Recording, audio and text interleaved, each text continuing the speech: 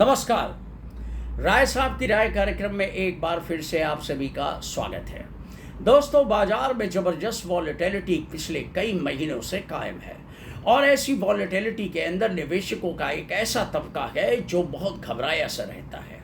निवेश तो कर देता है, जैसे तैसे पैसे का जुगाड़ करके निवेश कर देता है, लेकिन ना तो वो चैन की नींद सो पाता है और ना दिन में चैन का वक्त गुजार पाता है। उसे हमेशा ये डर सताता रहता है कि कहीं बाजार में लगाया गया उसका पैसा जो है कहीं डूब न जाए, कहीं शेयरों के भाव बहुत तेजी से टूट न जाएं, कब कोई बुरी खबर आए और बाजार लुढ़क जाए तो उसके शेयरों का क्या होगा।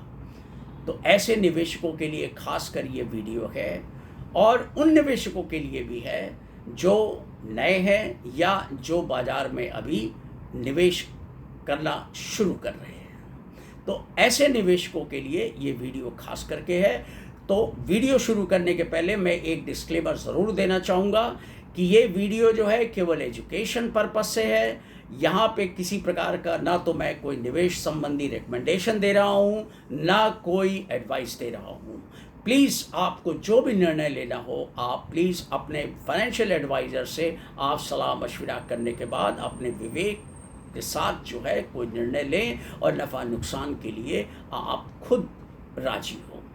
तो आइए शुरू करते हैं। देखिए, ऐसे निवेशकों को या कोई भी निवेशक हो, मेरा मानना ये है कि जो भी निवेशक हैं वो अगर निश्चिंतता चाहते हैं, थोड़ा पीसफुल इन्वेस्टिंग चाहते हैं और स्टडीली अपने पैसे को जो है ग्रो करना चाहते हैं, तो उनके लिए मेरे हिसाब से ETF जो है, एक्सचेंज ट्रेडेड फंड जो है, वो एक बहुमूल्य निवेश साबित हो सकता है। ETFs जो हैं वो शेयर की माफिक होते हैं, शेयरों की तरह वो लिस्ट होते हैं, उनमें ट्रेडिंग होती है और जितने समय में शेयरों से पैसा आता है उतने ही समय में बेचे गए शेयरों से ETF का भी पैसा आपके अकाउंट में आ जाता है। तो ये एक बहुत सुगम तरीका है। दूसरी चीज़ ये है कि महंगे महंगे अच्छे शेयरों को खरीदना बहुत अच्छी पूंजी जो है वो लगवा देता है।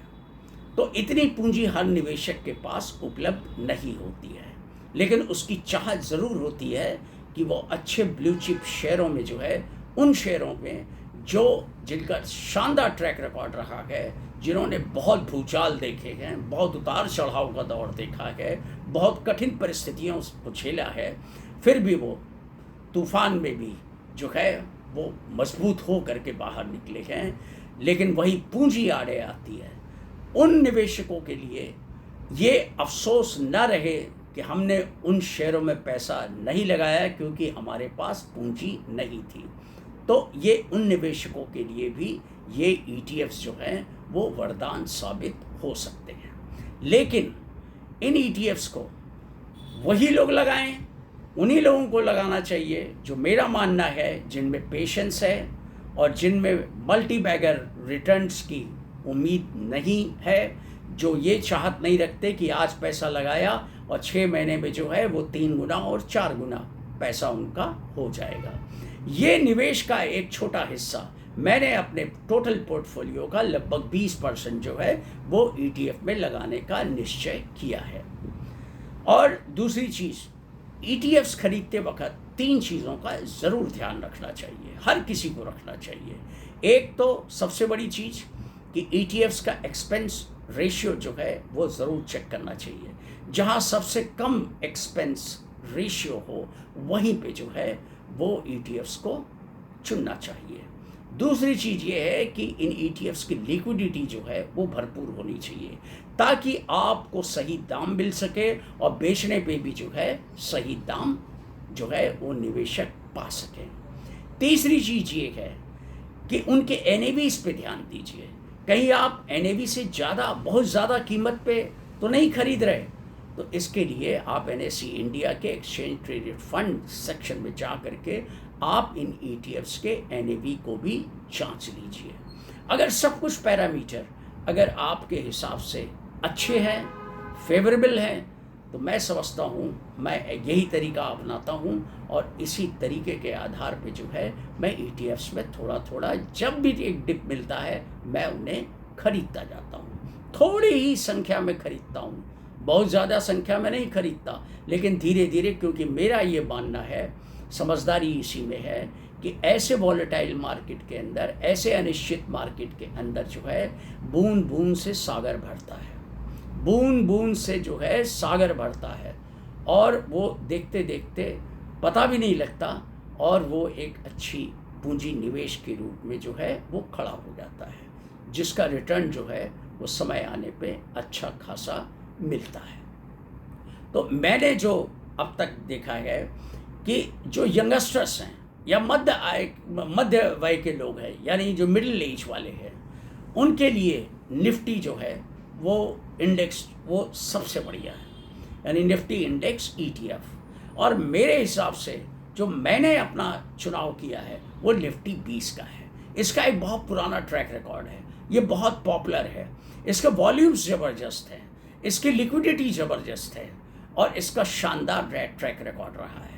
एक्सपेंस रेशियो भी जो है बहुत ज़्यादा नहीं है और ये एक मेरे हिसाब से बहुत, मेरे लिए बहुत लिक्विडेटिव इन्वेस्टमेंट के तौर पे है। क्योंकि निफ्टी को बढ़ने में समय लगता है, इसलिए बहुत ओल्ड एज वाले जो है इसमें अगर लगाएंगे तो उनके लिए बहुत लंबा इंतज़ार करना पड़ेगा, लेकिन जो अभी यंग एज के हैं, मिडिल एज के हैं, उनके लिए पूरा मैदान, रनवे जो है बहुत बड़ा है और वो उसका पूरा फ़ायदा उठा सकते हैं। दूसरा जो है सेक्टोरल ETFs जो है, जैसे फार्मा का है, बैंक का है, IT का है, मिड कैप है, स्मॉल कैप है, इसके भी ETFs अवेलेबल हैं। तो मेरा जो चुनाव है वो है ग्रो कैपिटल मार्केट में मैंने पैसा लगाया है, जो थोड़ा पैसा मोतीलाल ओसवाल कैपिटल मार्केट में मैंने ETF में लगाया है। ये ETFs जो हैं, अब आप सोचिए कि जब मोतीलाल ओसवाल का कैपिटल मार्केट जो ETF आया था उस समय कितना उसका भाव रहा होगा, आज वो 50 रुपए के ऊपर हो गया है। लेकिन ग्रो जो है चूंकि अभी नया ETF है इसलिए इसमें थोड़ा समय लगेगा। इस ETF के अंदर सबसे ज़्यादा एलोकेशन जो है, अकेला एलोकेशन वो मल्टी कमोडिटी एक्सचेंज और BSE में है, बॉम्बे स्टॉक एक्सचेंज शेयर में है। अब ये अकेले ये दो ऐसे हैं, बाकी और दूसरे NSDL या और CDSL इनमें भी जो है इनका निवेश है। दूसरा जो है जो AMCs हैं, एसेट मैनेजमेंट कंपनीज, जिनमें HDFC है, निपॉन है और दूसरे बहुत से जो एसेट मैनेजमेंट कंपनीज हैं, वहाँ पे इनका निवेश है, एलोकेशन है। और ये जितने भी ETFs हैं ये एक्टिव फंड्स नहीं हैं, जहाँ फंड मैनेजर अपने विवेक और अपने रिसर्च के आधार पे कोई फैसला निवेश का खरीदने और बेचने का लेता है, वो ये नहीं है। ये एक निश्चित की गई सूची है, एक निश्चित की गई सूची है जो इंडेक्स बने हुए गए, उनके अंदर एक सेक्टोरल इंडेक्स बने गए, उनके अंदर जो शेयर्स हैं जिनको जहाँ जितना एलोकेशन है वो फंड मैनेजर यहाँ एलोकेट करके पैसा अपना लगाता है। तो यहाँ एक सबसे बड़ी खासियत ये है कि दो जो मार्केट के डार्लिंग शेयर्स हैं, मल्टी कमोडिटी एक्सचेंज और BSE, उनका सबसे ज़्यादा एलोकेशन इस फंड के अंदर है। दूसरा मेरा जो चॉइस है मेरी वो है फार्मा 20, वो मैंने ले रखा है निपॉन इंडिया फार्मा 20। तो निपॉन इंडिया फार्मा 20 में भी जो टॉप 5 कंपनीज हैं उनमें सन फार्मा, DV's, ल्यूपिन, ये इस टाइप की जो है वो ब्लू चिप कंपनीज हैं, बढ़िया कंपनीज हैं और टॉप 5 कंपनीज का ही एलोकेशन 40% से ऊपर है।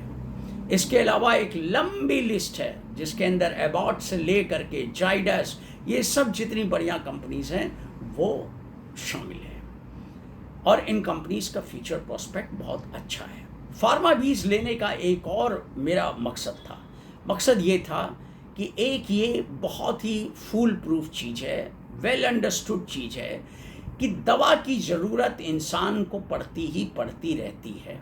इसके अलावा इन दवा कंपनियों के लिए अमेरिका, अफ्रीका और दूसरे लैटिन अमेरिकन कंट्रीज़, वहाँ इनका यूरोप, वहाँ एक बड़ा बाज़ार इनके लिए उपलब्ध है और ये अपने आय का बहुत अच्छा हिस्सा जो है वो उन क्षेत्रों से एक्सपोर्ट करके कमाती हैं। तो दुनिया में आदमी जहाँ भी हो वो दवा की ज़रूरत उसको पड़ती ही रहती है।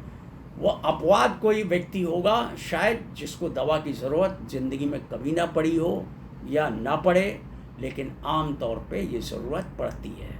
इसलिए इसका बाज़ार सदैव जो है वो बना रहेगा। दूसरी जो मेरा जो तीसरा जो चौथा जो मेरा पसंदीदा ETF है वो है मेरा मेटल। मेटल जो है अभी जो है एक उसकी साइकिल, अब नई साइकिल शुरू होने वाली है, अप साइकिल।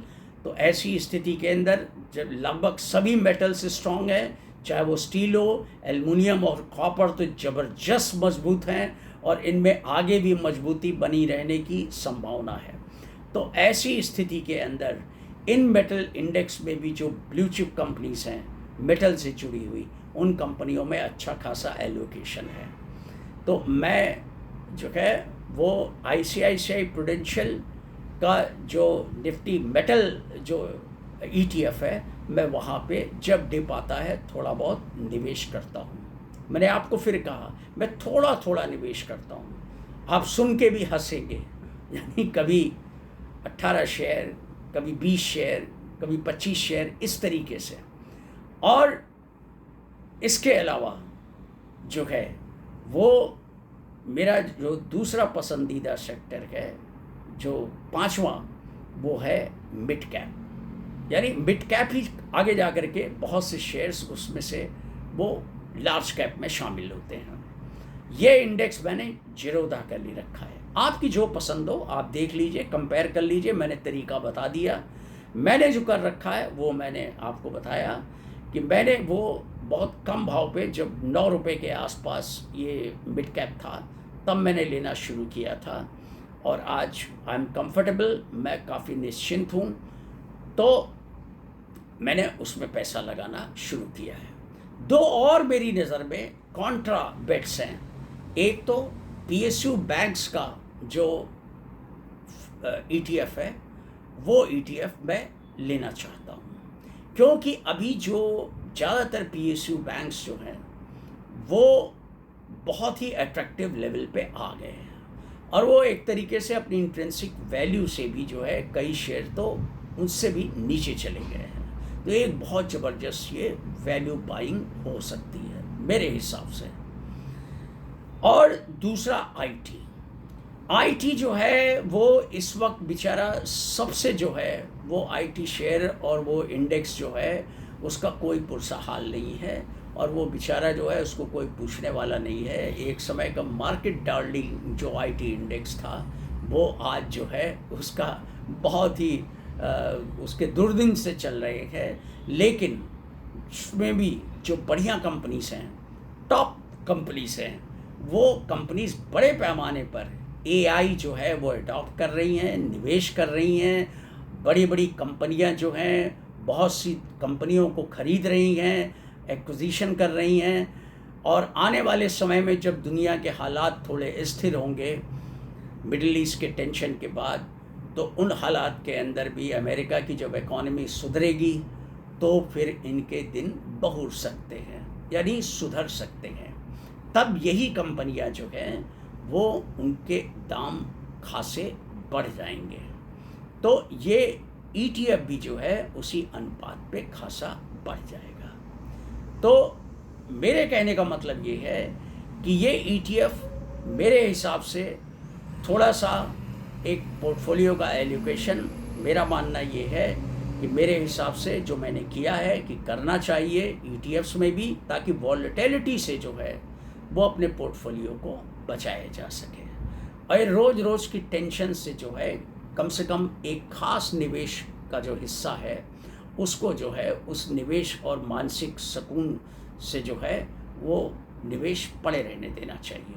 हाँ, एक चीज़ और है, न मुझे लालच है कि इस निवेश से मुझे मल्टी बैगर रिटर्न्स मिलेंगे, लेकिन मेटल को छोड़ के, क्योंकि मेटल की साइकिल्स होती हैं, वहाँ थोड़ा समय रहते निकलना पड़ेगा।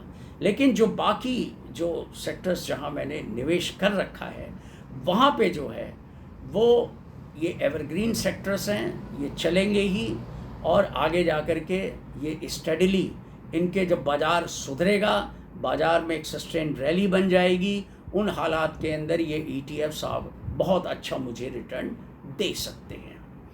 तो ये मेरा अपना मानना है, ये मेरी अपनी जो मेरा परसेप्शन है, मैं उस हिसाब से निवेश कर रहा हूँ। और ये एक बहुत सुकून वाला निवेश है, जहाँ की आपको रोज़ रोज़ की टेंशन और रोज़ रोज़ की वॉलेटिलिटी इनसे थोड़ा बच जाने की संभावना बनी रहती है। और अगर नुकसान होगा भी तो बहुत ज़्यादा नुकसान नहीं होगा, थोड़ा बहुत माइनर लॉस होगा, लेकिन वो लॉस अगर आप लॉन्ग टर्म के लिए मैं भी अगर लॉन्ग टर्म के लिए रखूँगा तो मैं ये भी जानता हूँ कि मुझे उससे अच्छा खासा फ़ायदा होगा। तो मैंने आपको ETFs के बारे में बताया, और ये ETF मेरे हिसाब से क्या है, इसकी संभावनाएं क्या हैं, ये किस टाइप के निवेशकों को लेना चाहिए, जिनमें पेशेंस हो, जिनमें मल्टी बैगर रिटर्न्स की चाहत ना हो, और जो लंबे समय तक इन शेयरों को ETFs को जो है अपने पोर्टफोलियो में रख सकते हों। तो ऐसे ETFs जो हैं वो सबसे बड़ी चीज़ ये है कि मानसिक सुकून, अगर निवेश कोई कर रहा है तो उसके लिए मानसिक सुकून सबसे पहला पैरामीटर होना चाहिए। क्यों कि अगर सुकून नहीं होगा, आप हमेशा टेंशन में रहेंगे तो अपनी सेहत के साथ खिलवाड़ करेंगे।